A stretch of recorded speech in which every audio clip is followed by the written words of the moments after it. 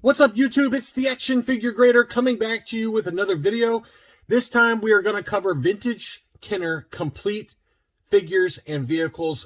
None of them have been graded, and I've heard from a number of you that you'd like to see more of this. And please leave in the comments below whether you like the video, if this is the kind of thing you want to see more of. I don't do a good job, I readily admit, I don't do a good job of covering loose, ungraded figures or vehicles, creatures, things like that, stuff that has not been encased in carbonite. And sometimes this is the only way to get some of these items at an affordable price. So let me know in the comments. Next up, I also want to say thank you to my latest Patreon supporter, Stewart Norris.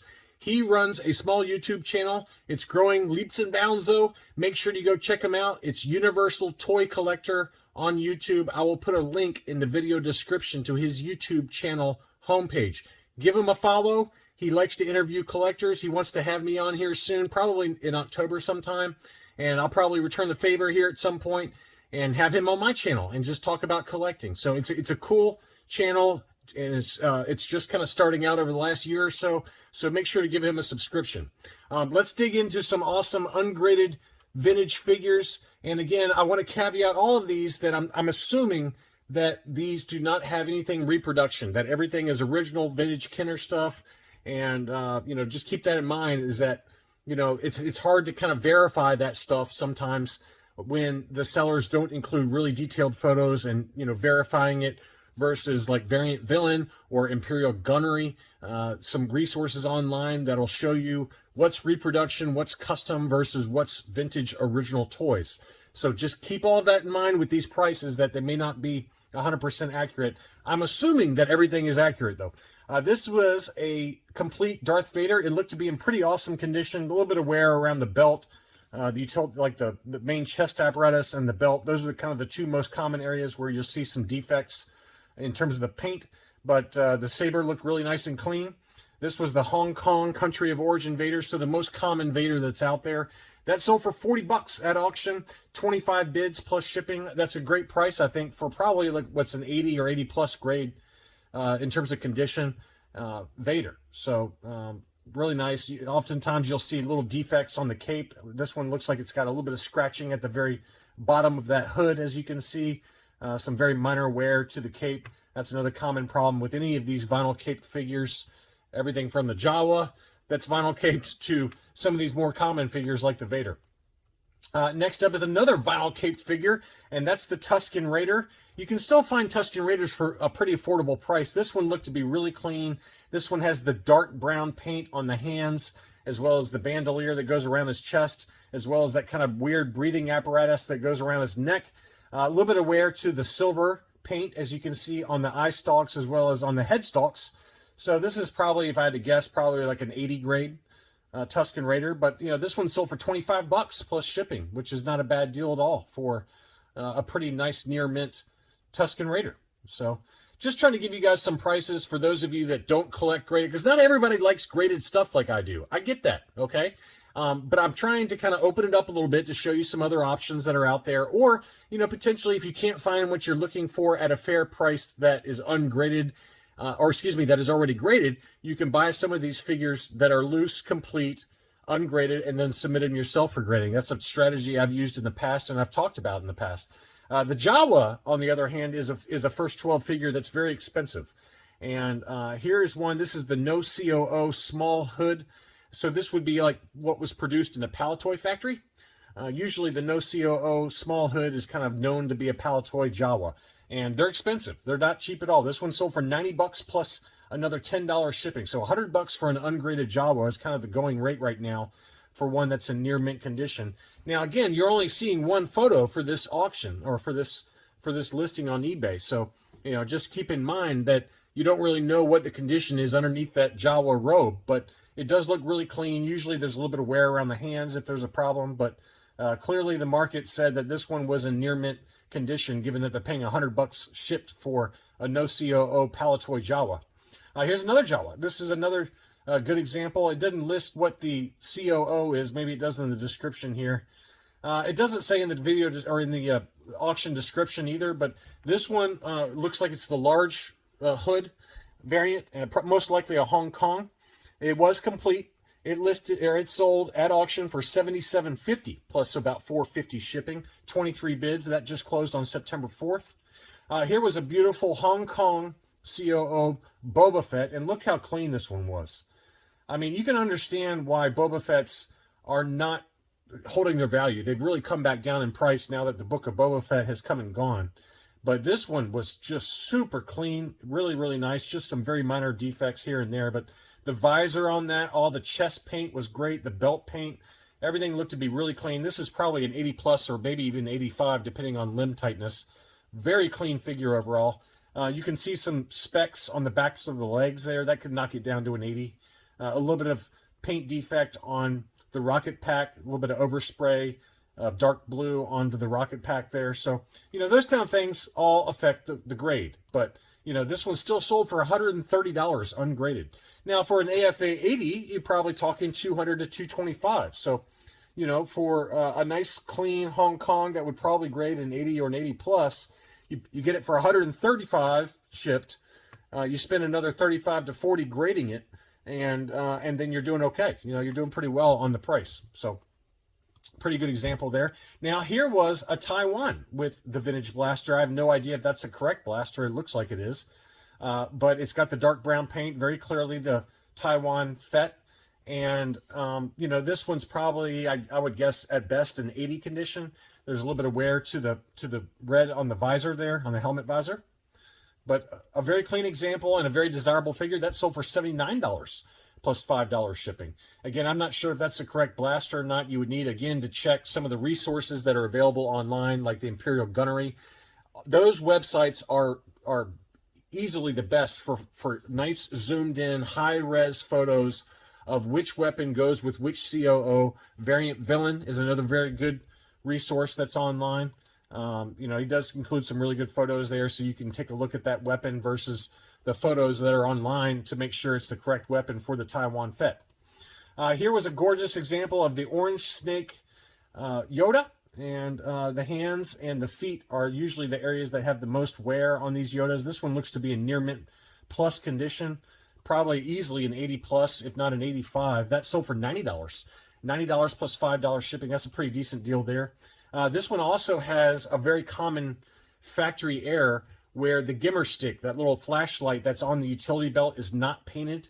That's a very common thing. I paid quite a bit more for mine that is at CAS right now with the unpainted gimmer stick. So this was a pretty good deal, I feel like. Only one bid on that one. $95 was the final sales price on that Hong Kong orange snake Yoda. Next up is a beautiful Luke Bespin, 100% complete. The torso is obviously the big area. This one has a little bit of paint defect on one of the eyes. But the utility belt, the black paint apps on that look pretty good. This is probably an 80 grade, I would say. This one sold for $118.50. So, I just looked at an AFA 85 example of this exact same figure that sold for over $300.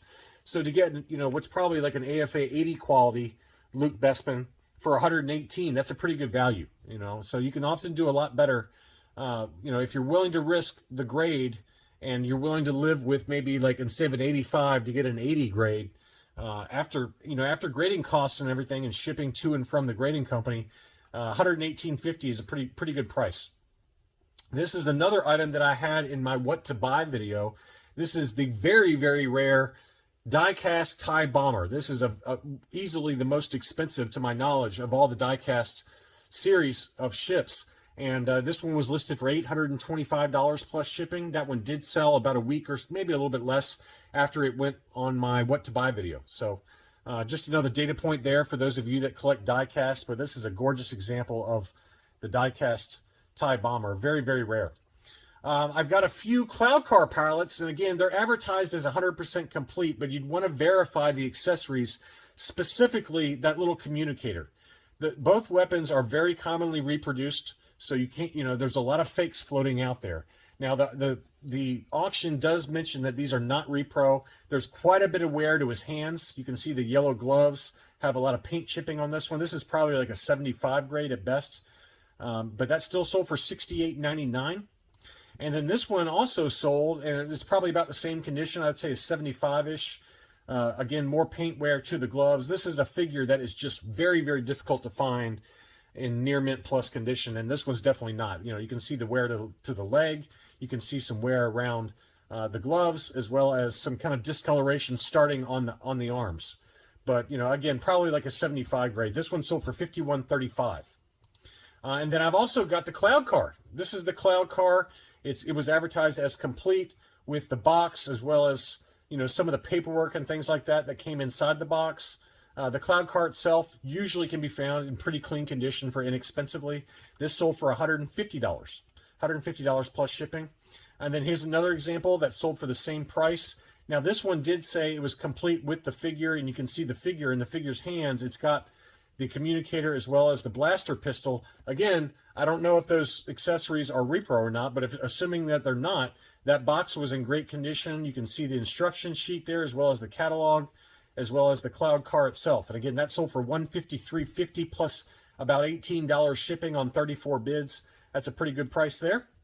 The Landspeeder, this is the Landspeeder, and it looks like it's the original box, which, you know, this is not the Collector Series box that came out in 1983. This is like the earlier box. This is it looks like the non-LP long play version box. Let's see here. Yep, no, it's got the LP logo on there. So this is a very early box for the Landspeeder. That sold for $160 plus $14.75 shipping. You know, the canopy does yellow, as this one has yellowed. It's a very common problem for the Landspeeder, but, you know, overall it's in pretty good shape. But, you know, again, if you're looking for loose, complete vehicles and you're willing to live with some kind of defects, you know, you can see the yellowing and the cloudiness going on that windshield. The chrome looked to be in decent condition, not perfect, but, you know, $160, you could do a lot worse, I think, with your money for an original LP long play box, along with a complete Landspeeder, as well as a Tuscan Raider. Here's the Scout Walker with the Empire Strikes Back box. Really tough to find a nice clean box for the ESB Scout Walker. That's a very common one that, or very commonly hard to find, I should say, because it's got the snow scene versus the later version on the Return of the Jedi box. You know, that has like the indoor scene. So this snow scene Hoth version of the box art is a little bit tougher to find. That box was in pretty good shape. It also included the catalog as well as the assembly instructions, and then the complete vehicle, which is, you know, obviously a little bit of yellowing to it. The sticker had a little bit of wear to it around the eyes there on that Scout Walker. That sold for $146.50, 23 bids plus another $60 shipping. So about $200 took home that AT-RT Scout Walker. Another figure that, you know, maybe we haven't talked about a lot, we probably should though, and that's Max Rebo from the band. And that figure, when it's not yellowed or not kind of discolored, especially on the arms and the torso, it's very hard to find this in bright blue like this one is. This is a kind of a near mint minus example with the piano, and that one sold for $90 plus $5 shipping. But, you know, the arms on this one can very commonly have defects. There's a little bit of a wear to the back of the head there. You know, this is probably like 80 condition, maybe 75 plus. I don't know. Tough to grade these, you know, without kind of having having it in hand. I guess I should say it's just one of those figures that very commonly discolors. But $90 took that one home, so that's a very popular figure. Leia Combat Poncho is another figure that, when complete, can be very expensive, and it's mainly because of this pistol. This pistol, this little blaster pistol, is very, very expensive just by itself, and that's the main driver for why this one sold so high. This one sold for $80, 18 bids plus $5 shipping, and then I got another one. That one sold for $122.50. And again, the main driver of that cost is that little blaster pistol. It's just one of those pistols that is very commonly reproduced. A lot of fakes out there, but if you know you got a trusted seller, and you know that blaster pistol is an actual vintage Kenner one, you're going to be paying big, big money. So that's a couple of data points there for Leia and her Endor poncho. Here's Leia Bausch. This one sold for $51. The most common defects for the Bausch are discoloring to the torso in kind of the crotch area, as well as wear around the hair. And it looks like, you know, right in here, there might be a little bit of wear, and that's just from the helmet going on and off. That brown paint often will discolor pretty easily. This was the Hong Kong country of origin. There's also a Taiwan There's a no COO with kind of reddish eyes. There's also a Lily Letty made in Mexico. So there's several different variations you can pick up. Painted torso, unpainted torso. This one sold again for $51 on 20 bids plus $5 shipping. Luke Jedi, we all know Luke Jedis are expensive. And just because of the accessories, just hard to find legitimate non-repro sabers, as well as the blaster, the Palace Blaster. You also have the hood there, which, you know, even the hoods now are being reproduced. This is the stitched hood versus the snap cape hood, which came with some of those Lukes. But, you know, pretty nice looking figure. Usually the wear is going to be around that hand, the non-gloved hand, and this one is no exception. You can see some scratching on the peach flesh paint there. So this is probably like an 80 grade, if I had to guess. And the price was $141 plus, you know, roughly $465 shipping. So you're going to be, for a loose complete Luke, you know, that's pretty expensive. But that's what you're going to have to pay these days. They, you know, even just the sabers alone can go for 50 or 60 bucks, if not more, depending on which one it is. Here was a Last 17 Luke Battle Poncho. This sold for $178.50. It was advertised as 100% complete. It's got the Palace Blaster as well as his utility belt, as well as the, you know, the indoor poncho that goes around him. So Last 17 figures just continue to go up in price, and $178.50 took that one home. And then finally, here was another example that was complete, and this one also included the Power of the Force coin for Luke. That sold for $265 plus another $10 shipping. So, you know, just big prices for those Last 17 figures, as you'd expect. I think I've got a few others here. Let's see. One other one. Here's the General Luke, Lando General. This was advertised as C9 condition, and it looked every bit of that. I mean, look how clean this Lando was. Just gorgeous example of a ungraded Lando with the Palace Blaster. That sold for $237.50 on 37 bids. So a lot of action on that one. And then here's Barada. This one also looked to be in near mint plus condition. You know, the Barada is obviously a no COO version, which I think that's the only version that's out there. Is for the Last 17 Barada is the no COO. That included the kind of the staff there. That sold for $134 and change, plus another $465 shipping on 22 bids. So Last 17 figures, whether they're graded or ungraded, you're going to be paying some big boy money for them. And just some data points for those of you that don't like graded figures. You want to just look at loose complete figures that have sold here recently on eBay, and I hope that helps out a few of you guys that are toy hunting out there. Thanks again for watching, and I'll be back soon.